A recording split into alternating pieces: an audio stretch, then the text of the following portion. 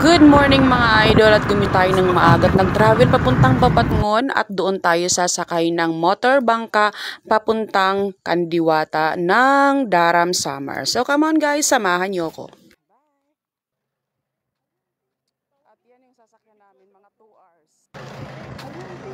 At yan yung sasakyan namin mga 2 hours. Mga 2 hours kami magbabiyahe mula dito sa Babatngon papuntang Kandiwata at yan ang sasakyan namin.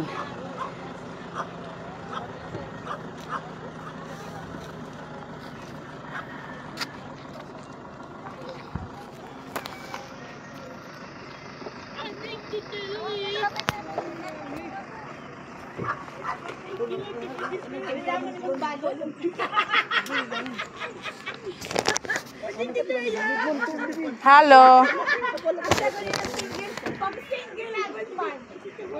Kuya malain lang na kadingan to.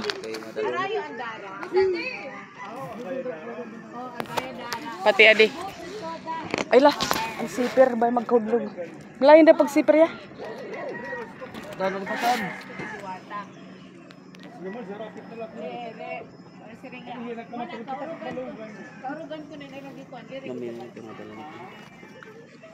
Ay, nakmatamak din eh. Oh, tidak.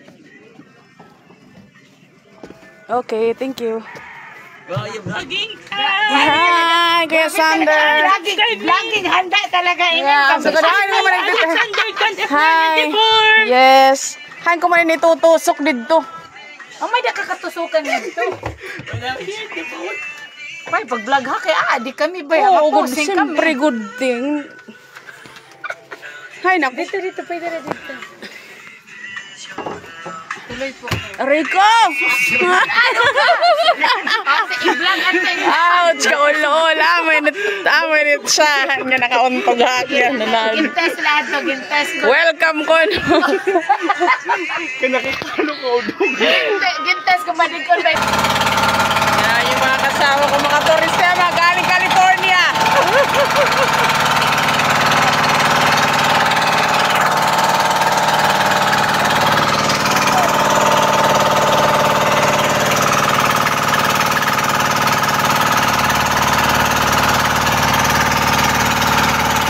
At so ayan na nga guys, napunta na kami ng Kandiwata. Guys, maghinta tayo ng 2 oras bago tayo makarating doon kasi medyo malayo yung pupuntahan natin. Sa mga nagtatanong po kung paano makakapunta doon, well, yung sa amin galing kasi kaming Tacloban City. So mula po sa Tacloban City, nag-travel po kami papuntang Babatngon, Leyte at doon po kami sumakay ng motorboat papuntang Kandiwata Rock Formation. Yung sinakyan po naming motorboat ay exclusive lang po para sa amin. Hinintay po nila kami hanggang matapos po kami doon sa Kandiwata. So yun na nga guys, habang papunta kami doon, marami kaming nakikitang mga islands. Siyempre mga island yan, nasa dagat tayo eh. Alam ka naman mga building, di ba? At makikita mo rin yung mga island ng Biliran. At sa kabilang banda naman ay ang island ng Samar. Ayan guys, napakaganda talaga ng karagatan ng Samar, napakayaman, di ba?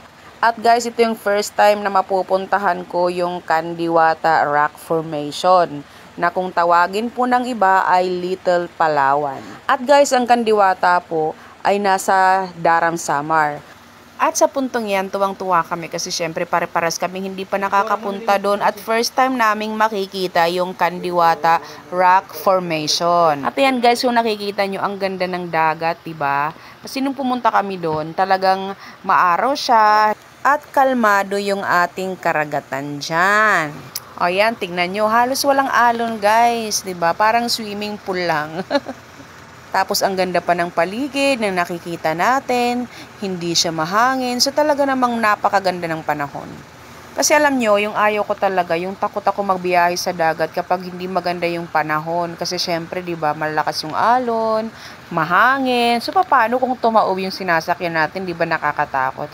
So kahit naman sino, pag nagbibiyahe tayo, gusto talaga natin yung magandang weather, di ba? So thankful talaga kami na binigyan kami ng magandang panahon habang papunta kami doon. Kaya sa mga hindi pa po nagpupunta doon sa Kandiwata Rock Formation, puntahan nyo na guys at nang makita nyo kung gaano naman talaga kaganda yung Samar.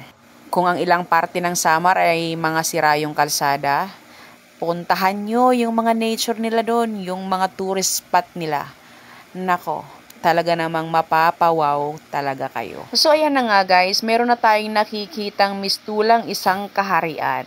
Isang forma ng bato sa gitna ng dagat na ngayon ko lang nakita. Yun na pala yung Kandiwata Rock Formation. O diba?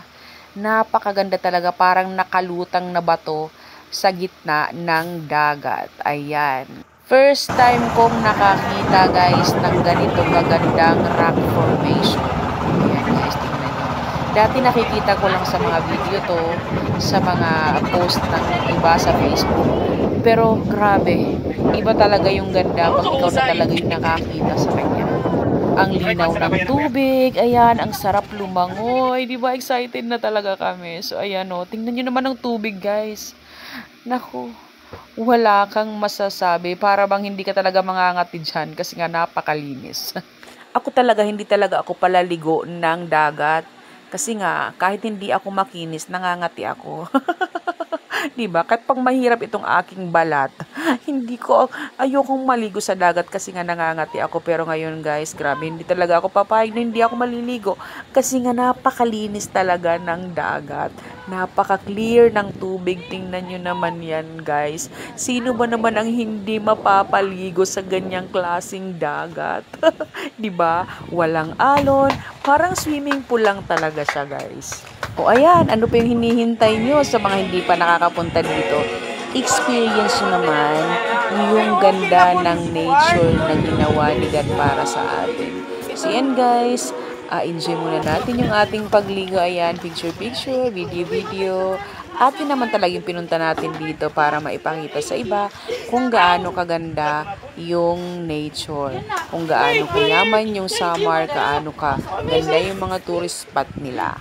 Paminsan-minsan magliwaliw naman tayo. Bigyan natin yung rest yung mga sarili natin. Kasi deserve naman talaga nating mag-unwind. Wag puro trabaho. Kailangan din natin bigyan ng reward yung mga sarili natin. Kasi nga, nagtatrabaho tayo. So, kailangan mayroon tayong tinasabing relaxation. O, diba? English yun. Doon ko napulot yan sa Kandiwata. So, yun na nga guys. Diba napakaganda ng Kandiwata? Pero tinanong ko sarili ko, bakit kayang tinawag na Kandiwata ang Kandiwata Rock Formation? So, tinanong ko yung isang staff na nagpunta doon sa amin, na isa doon sa mga marine staff nila. Tinanong ko siya kung bakit tinawag yung Kandiwata Rock Formation na Kandiwata. Sabi niya, hindi ko po kayo masasagot kasi hindi ko po alam yon. Yung tanging magsasabi lang po nun ay yung naka-assign na mag-orient sa mga pupunta dito sa Kandiwata. So, hindi niya kami nasagot kung bakit tinawag na Kandiwata yung Kandiwata Rock Formation. Pero base doon sa pananaliksik ko sa Google, yung Kandiwata Rock Formation daw ay tinawag na Kandiwata kasi noong unang panahon daw ay pinaniniwala ang rock formation na yan po ay tinitirahan ng mga diwata. So, kaya siya tinawag na Kandiwata Rock Formation. At dahil doon sa itsura ng bato na napaka enchanted, parang ganun. So, yun lang guys. Yun lang ang natutunan ko doon sa Google. Hindi mula doon sa staff na nag-entertain sa amin. So, ayan na. Lumalangoy-langoy na si Iyang dyan at nauntog pa ulit. So, yun guys. Maraming salamat sa inyong panunood at sana po meron kayong natutunan at nag-enjoy po kayo sa videong ibinahagi ko sa inyo ngayong araw na ito. At sa mga hindi pa po naka-follow sa account ko, please follow na po at sana patuloy nyo pong panoorin yung mga susunod ko po pong mga video na ibabahagi ko sa inyo. Maraming salamat po sa mga followers ko na patuloy na nanonood at patuloy na tumatangkilik at walang sawang sumusuporta. God bless po. Thank you.